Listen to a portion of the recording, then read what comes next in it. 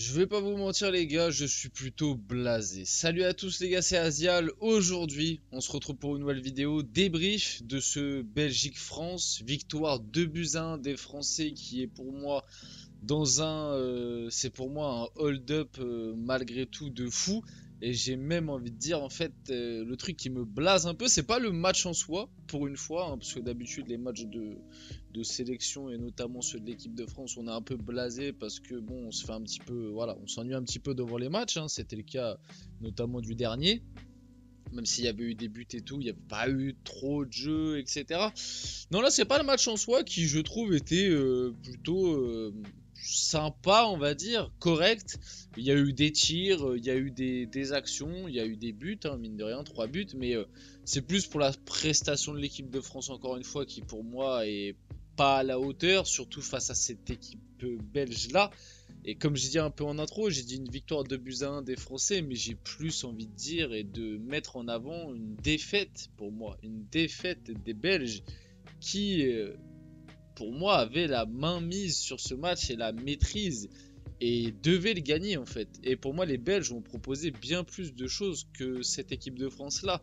Alors ça montre un certain réalisme aussi de la France, mais moi, je suis désolé, je peux pas. Quand t'es l'équipe de France, que tu sors d'une demi-finale d'Euro, d'une finale de Coupe du Monde, que t'es censé avoir l'un des meilleurs viviers au monde, je suis désolé, tu peux pas te contenter que de ça, quoi. Et si c'était un événement parmi tant d'autres, tu vois, si c'était un match, mais les autres, t'es supérieur, tu montres des trucs et tout, j'aurais rien dit.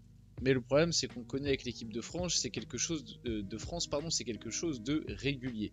Donc avant que la vidéo commence, qu'on rentre dans le vif du sujet du débrief, n'hésitez pas à liker, à commenter, à partager, à vous abonner, ça fait toujours plaisir et ça aide pour le développement de la chaîne. Et nous, on va pouvoir y aller dès maintenant. Commençons par la composition, donc qui était la même qu'annoncée hier, j'en avais parlé dans une vidéo, donc la même que la compo probable, juste Kolo Muani qui du coup était encore une fois titulaire à la place de Marcus Thuram, pour la simple et bonne raison que je crois qu'au final Marcus Thuram n'était pas encore à 100% physiquement. Et du coup Marcus Thuram qui aura fait ce rassemblement sans jouer une minute et blessé. Comme quoi c'est possible de venir à des rassemblements alors que t'es un peu blessé. Je pensais que on m'a expliqué moi que c'était pas possible et qu'il fallait mieux prendre des vacances en Suède, hein, quand c'était le cas. Donc voilà, c'est possible.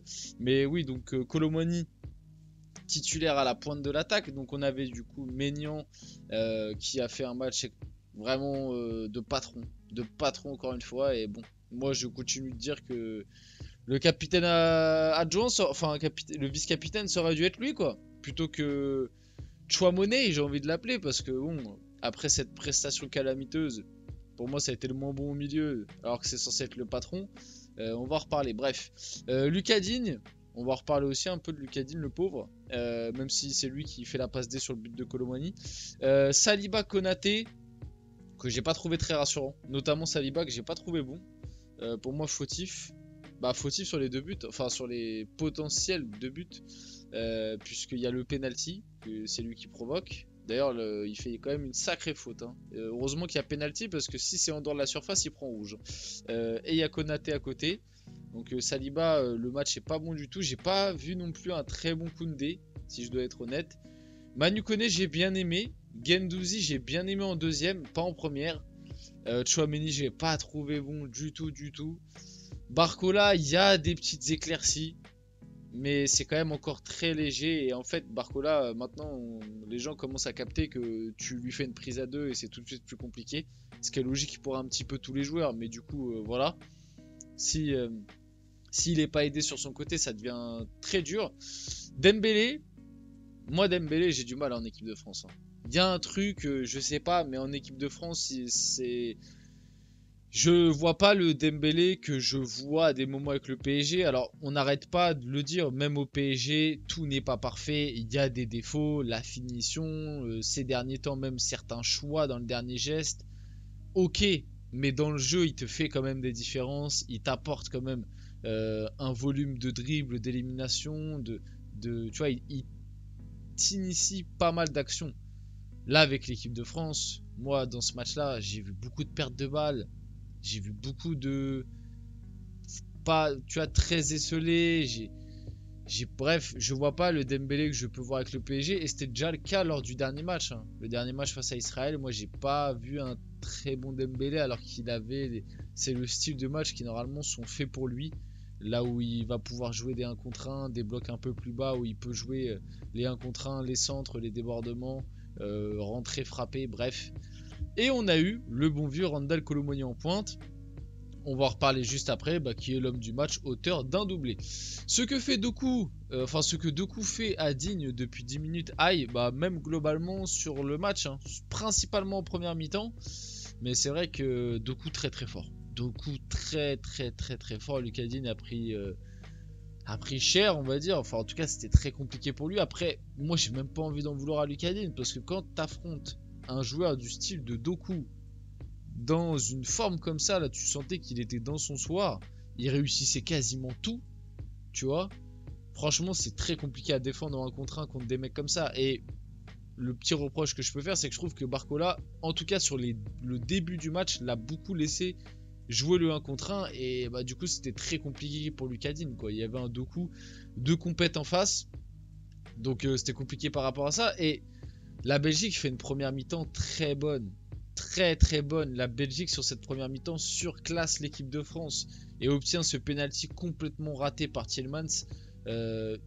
Déjà je ne sais, enfin je suis pas la Belgique à tous les matchs, mais pourquoi Youri Tielemans tire de penalty?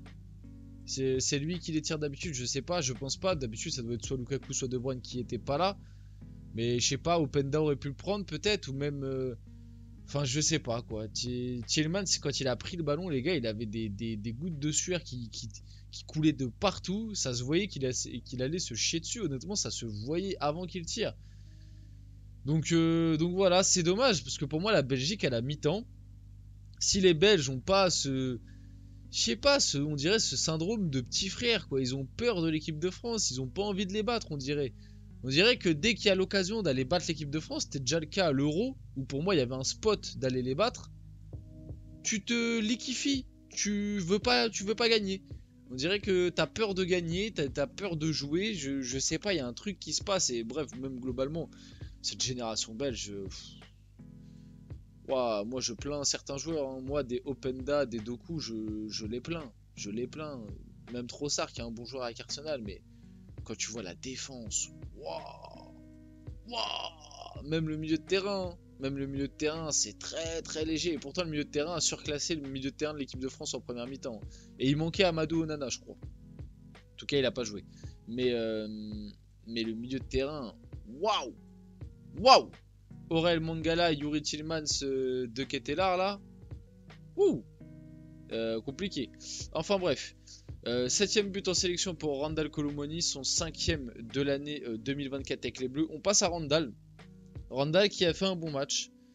Mais ne commencez pas à comparer l'incomparable. Commencez pas à me dire que... Parce qu'en plus j'ai vu des déclats, mais bon, je pense que j'en ferai une vidéo pour en parler. Mais les déclats autour de ça y est, c'est parce que c'est la faute du PSG, c'est la faute de Luis Enrique, etc., etc. Les gars, le contexte équipe de France est différent. Moi, très content de son match, hein, parce que c'est lui du coup qui met le 1-0. Égalisation d'Openda sur, comme je l'ai dit un peu plus tôt, petite erreur de Saliba. Il met le but du 2-0 sur une magnifique tête, rien à dire. 4 matchs en 3 matchs face à 4 buts en 3 matchs face à la Belgique.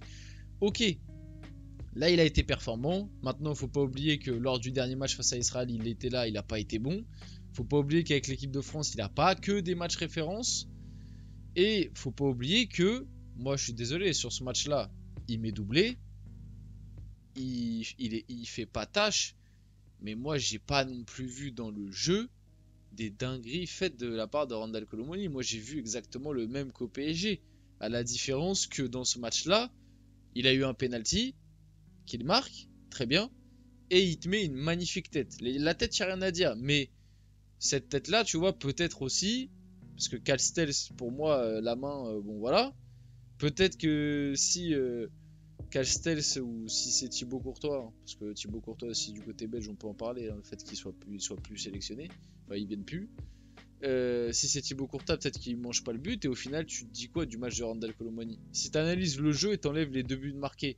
Bon, après, vous allez me dire, les buts, c'est le plus important pour un attaquant. Mais voilà. Bon, après, c'est vrai que par contre, il state beaucoup plus avec l'équipe de France qu'avec le PSG. Par rapport à ça, rien à dire. C'est vrai que tu peux te poser des questions.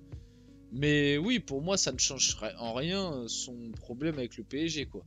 César pour Mike Maignan, il a été fantastique, le bon vieux Mike. Chouameni, j'en ai parlé un peu plus tôt, il prend le rouge, il fait pas un bon match alors que c'est censé être le patron milieu de terrain.